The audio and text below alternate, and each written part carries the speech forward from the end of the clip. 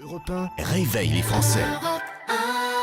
Europe 1, 7h26, Thomas Soto. On va le dire, c'est la surprise du remaniement, le maintien de Christiane Taubira à la justice. Bonjour Caroline Roux. Bonjour Thomas. Alors elle reste, mais attention, pas à n'importe quel prix, et la garde des Sceaux va devoir avaler une couleuvre et accepter le report de sa réforme pénale. Oui, le report du texte est acté officiellement. Le nouveau calendrier sera annoncé mardi lors de la conférence des présidents. Alors la réforme pénale devait être examinée en commission des lois hier, mais la séance a été annulée. Déjà entre les deux tours des municipales, les députés socialistes en charge du dossier à l'Assemblée nationale s'étaient réunis discrètement pour constater qu'ils étaient tous d'accord sur un examen du texte cet été au mieux et non pas le 14 avril comme prévu. Les raisons, pas de consensus sur la réforme, la droite qui va se jeter sur le sujet pour dénoncer le laxisme, mais surtout le décalage par rapport aux urgences exprimées par les Français. Je vous livre cette phrase d'un député socialiste. La réponse à la dégelée électorale, ça ne peut pas être de dire aux Français « On vous a entendu, on va faire la réforme pénale, on va vider les prisons ». Alors c'est un peu caricatural, mais je vous le livre comme ça, brut de décoffrage.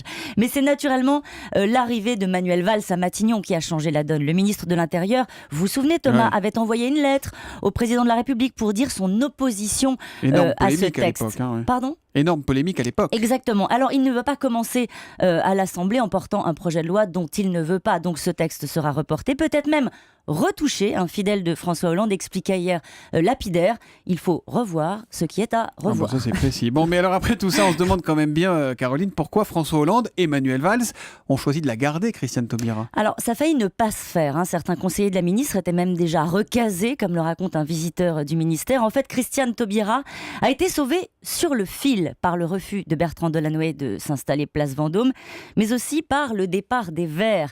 Hier matin, Christiane Taubira est redevenue incontournable, comme le dit un proche de Manuel Valls.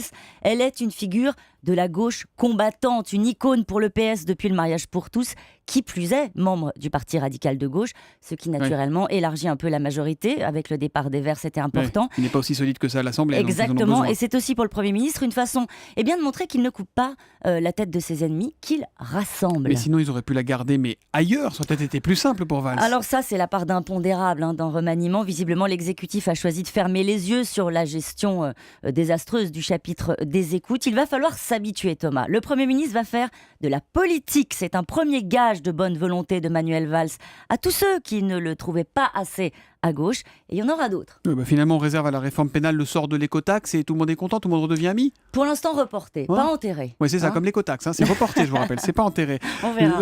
L'info politique de Caroline Roux tous les matins à 7h25 sur Europe 1. Bonne journée, à demain.